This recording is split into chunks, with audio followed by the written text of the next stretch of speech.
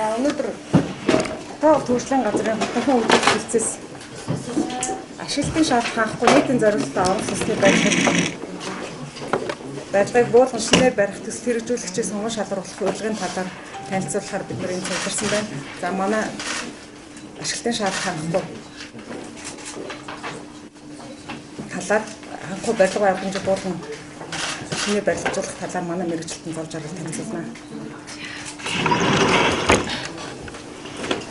За сайн байцгаана уу та бүхэнд өнөөдрийн мэндийг хүргэе. За ашиглалтын шаардлага хангахгүй нийтийн зорилттой орон сууцны байрлалыг буулган шинээр барих үйл ажиллагаа болон сонгон төсөл хэрэгжүүлэгчийг сонгон шалгаруулах үйл ажиллагааны талаар та бүхэнд товч мэдээлэл хүргье. За анх орон сууцны тухай хуульд 2011 онд ашиглалтын шаардлага хангахгүй нийтийн зорилттой орон сууц гэдэг бол ойлголтоо шинээр бий болж орж ирсэн байдаг. Тэгээ үүний дараа 2015 онд Монгол Улсын их хурлаас хот суурин газрыг дахин хөгжүүлэх тухай хуулийг баталсан. Тэгээд үүнтэй холбогдуулаад барилга хот байгуулалтын сайдын 2016 оны 126 дугаар тушаалаар ашиглалтын шаардлага хангахгүй барилгыг буулган шинээр барих үйл ажиллагааны журмыг бол баталсан байдаг юм аа. Тэгэхээр одоогийн байдлаар Улаанбаатар хотод ашиглагдж байгаа нийт 3895 орчим орон сууцны барилгууд байдаг. Эдгээрээс 2000 оноос өмнө баригдсан нийт 1240 орон сууц байдаг байна. Тэгэхээр манай байгууллагын хот байгуулалт хөгжлийн газрын барилгын чанар аюулгүй байдлын хэлтсээс дээрх 1240 орон сууцнд бол барилгын чанар дүгнэлтийн хэмжилтийг бол хийсэн байдаг. Эдгээрээсээ бол 629 орон сууцнд бол хийсэн байгаа.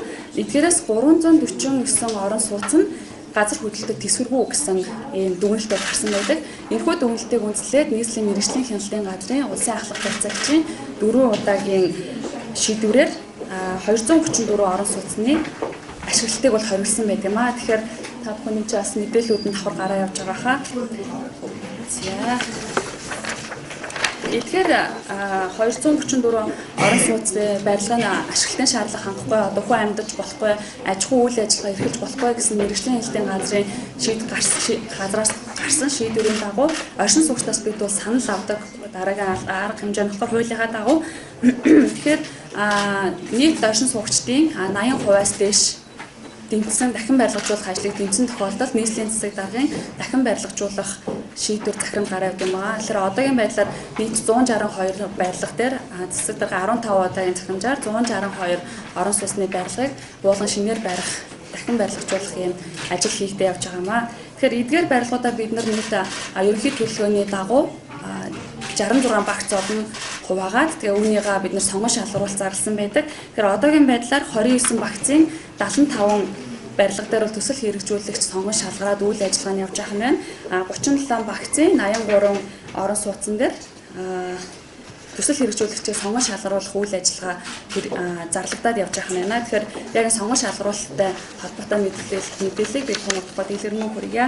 Тэгэхээр одоогийн байдлаар бол нийт 2000 тухайн ажил маань тэгэхээр 2014-5 оноос бол эхэлсэн байдаг буулган шинээр барих ажил. Тэгэхээр 2019 оны 10 дугаар сарын байдлаар одоо бид нийт 531 айлын 27 орон сууцны барилгыг буулгаад 875 айлын 9 орон сууцыг бол ашиглалтанд оруулаад ингээд явж байгаа юм байна.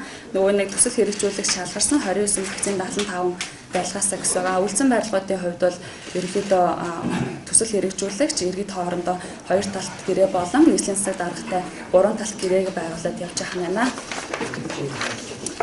За дүүргээр нь одоо энэ хүснэлтэн та бүхэн бас харуул. Хаан хуул дүүрэг дээр нийт 42 барилга дээр л ашиглалтын шаардлага хангахгүй байдаг. Үүнээсээ бол 24 барилга дээр төсөл хэрэгжүүлэх сонгон шалгарчихсан. 10 барилга дээр одоо сонгон шалгаруулалт зарлаа явж байгаа юм байна. Баянгол дүүрэг дээр 52 барилга дээр нийслэлийн мэргэжлийн хяналтын газраас бол ашиглалтыг хориглосон байдаг. Үүнээсээ 31 барилга дээр төсөл хэрэгжүүлэх шалгарсан. 17 орон сууцны барилга дээр сонгон шалгаруулалт зарлаж байна. Баянзүрх дүүрэг дээр 50 орон сууцны барилгыг бол ашиглалтын шаардлага хангахгүйгээд ашиглалтыг бол хориглосон байдаг. Үүнээсээ 14 барилга дээр төсөл хэрэгжүүлэх шалгаран үйл ажиллагаа явуулж байгаа. Тэгээд одоогийн байдлаар 21 барилга дээр дахин сонгон шалгаруулалт зарлаа явж байгаа юм байна. Сонгон найрхан дүүрэг дээр 32 барилга ашиглалтын шаардлага хангахгүй болсноос одоогийн байдлаар төсөл хэрэгжүүлсэн юу бол алга байна. орон сууц төсөл хэрэгжүүлэх шалгарсан барилга бол байхгүй. Тэгээд нийт 17 орон сууцсан дээр бол одоо сонгон шалгаруулалт зарлаа явж байгаа байна. Сүхбаатар дүүрэг дээр 25 барилга дээр мэргэжлийн ажлын газрын шийдвэр гарсан. Үүнээс одоо төсөл хэрэгжүүлэх шалгарсан 3 орон сууцны барилга байна. Одоо сонгон шалгаруулалт зарлаж байгаа нийт 11 орон сууц байна. Чингэлтэй дүүрэг дээр 14 орон сууцсан дээр нийслэлийн мэргэжлийн ажлын улсын ахлах байцаагчийн шийдвэрээр ашиглалтыг хориглосон. Үүнээс төсөл хэрэгжүүлэх шалгарсан 3 одоо сонгон шалгаруулалт зарлаж байгаа 1 барилга орон сууцны барилга байна. Налах дүүрэг дээр нийт 21 орон сууцны барилга дээр нийслэлийн мэргэжлийн ажлын газрын улсын ахлах байцаагчийн шийдвэр гарсан. Тэгээд төсөл хэрэгжүүлэх шалгарсан компани бол одоохондоо байхгүй байгаа. Тэгээд нийт бол одоогийн байдлаар 6 барилга дээр сонгон шалгаруулалт зарлаа явж байна. Одоо жишээлбэл Налах дүүргийн 21 барилга дээр энэ тоноос харахад зөрүүтэй харагдаж байгаа л да. 21 барилга дээр мэргэжлийн ажлын газрын шийдвэр гарчаад байхад яагаад 6 барилга дээр сонгон шалгаруулалт зарлаж байгаа юм бэ гэдэг асуулт гарч ирж магадгүй.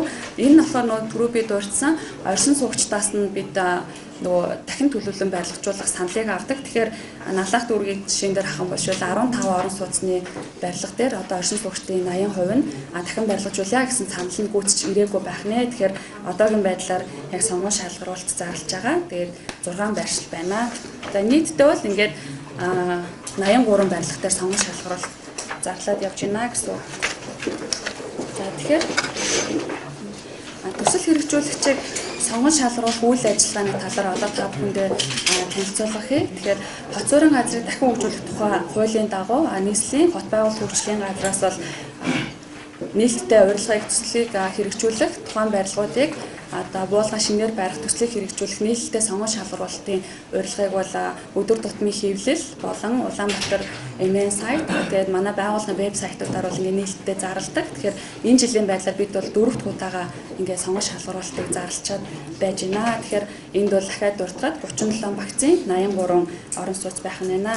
Тэгээд энэ бас нэг зүйлийг онцолж хэлэхэд эдгээр одоо сонгон шалгаруулалтыг одоо аж ахуй нэгж байгууллага болон иргэд олон нийт болохоор тендертэй андуураад байдаг. Энэ бол тендер биш шүү, сонгон шалгаруул. Яагаад тендер биш гэж байгаа гэхээр энэ бол төр болон хувийн хвшлийн түншлэлийн хооронд зохион байгуулагддаг иргэдийн оролцоотойгоор зохион байгуулагдсан энэ төсөл байгаа. Тэгэхээр нийслэлээс бол биднээс бол ямар нэгэн байдлаар санхүү төсөв гардггүй. Тэгэхээр энэ зөвхөн 100% цэвэр төсөл хэрэгжүүлэгчийн хөрөнгө оруулалтаар явдаг ажил учраас энийг бол сонгон шалгаруулалтын ажил гэж байгаа юм аа. Тэрнээс бол нөгөө төсвөөс ямар нэгэн байдлаар мөнгө гараад одоо үүдэн барилгын буулгах ч юм уу зарлал ямар нэгэн байдлаар гардаггүй учраас энэ бол тендер биш юм шүү гэдгийг та бүхэнд бас хэлхэн зүйтэй хаа. За тэгэхээр төсөл хэрэгжүүлэгчээс сонгон шалгаруулах одоо ерөнхий ямар шаардлага гардаг вэ, тавьдаг вэ гэдгийг та бүхэнд дэлгэрэн тодорхой хэлье. Тэгэхээр эхлээд бол ямар ч тухайн компани сонгон шалгаруулалтанд оролцохоор санал ирүүлж байгаа аж ахуй нэгж байгууллага нь бол Монгол улсын хуулийн этгээд байх ёстой. Гэхдээ мэдээж хэрэг гадны хөрөнгө оруулагчтай түншлэлийн ч юм уу консорциум байдлаар бол оролцох бол бүрэн эрхтэй байдаг. Тэгээд тухайн байгууллагууд нь бол татвар нийгмийн даатгал шүүх зэрэг одоо Монгол улсад ямар нэгэн байдлаар үр төлбөргүй байх шаардлагыг заавал тавьдаг. Тэгээд тухайн төслийг хэрэгжүүлж чадах бүрэн чадвартайгаа нотолсон хөрөнгийн их усвар санхүүжилтийн баталгааг бол бид бүхэн шаарддаг байж байгаа. Мөн төсөл хэрэгжүүлэх наривчсан төлөвлөгөөг бид нар бас шаарддаг байж байгаа.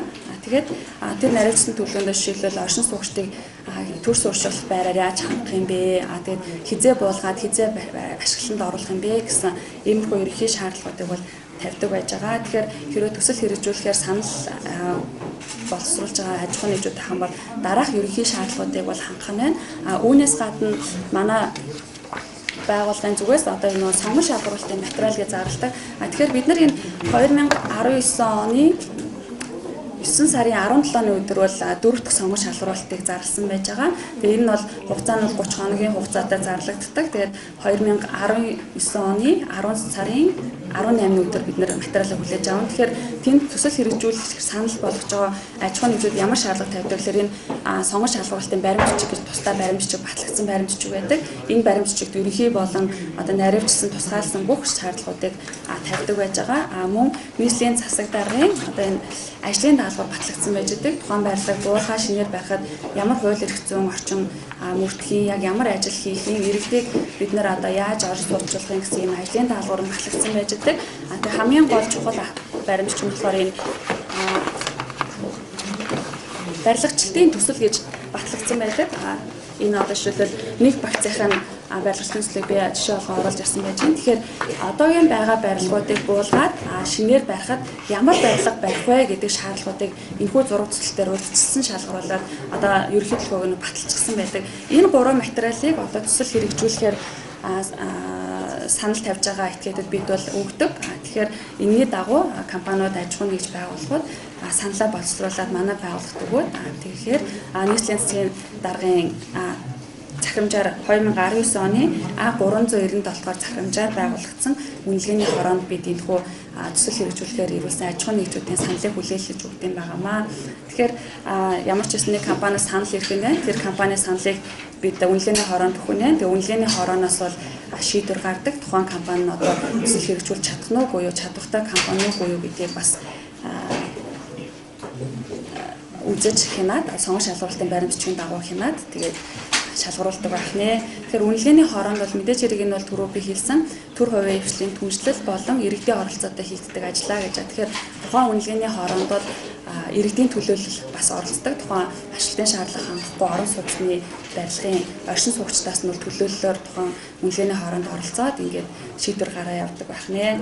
Үнэхээр тэгээ одоо тэр тухайн компани нь бүх шаардлагуудыг чадварыг бүрэн хангасан байх юм бол нийслэлийн засаг даргаас бол төсөл хэрэгжүүлэх юм батламжийг гардуулж өгдөг байж байгаа. Тэгээд тэр батламжаа гарцсан иргэд бол оршин суугчтай 2 болон 3 талт гэрээ байгуулад тэгээд барилгыг буулгаж шинээр барих юм төсөл хэрэгжүүлэгчээр шалгарч ажиллаа эрхлүүлдэг байнамаа. За ерөнхийдөө ийм хөө